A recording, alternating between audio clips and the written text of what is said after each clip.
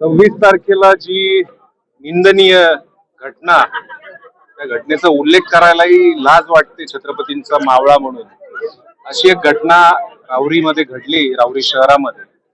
त्या दिवशी बंद वगैरे सगळ्या गोष्टी, आंदोलन झालं. पोलीस प्रशासनाने काही दिवसांची मुदत मागितली होती, परंतु काल परवामध्ये आम्हाला कळालं की तपास लागलाय आणि काहींची नावं खरं तर पोलीस प्रशासनाला कळाली आहेत. ती माहिती खरी खोटी आहे आम्हाला माहित नाही, परंतु आपल्यासारखेच काही पत्रकार मित्रांकडून आम्हाला ही माहिती मिळाली. परंतु काही जाती धर्माचं किंवा काय तेढ निर्माण होऊ नये म्हणून ती नावं अजूनपर्यंत जाहीर केली गेली नाहीत. कदाचित ते वरिष्ठ अधिकाऱ्यांशी किंवा अजून कोणाशी त्यांना बोलायचं असेल म्हणून कदाचित ते वेळ घेत असतील.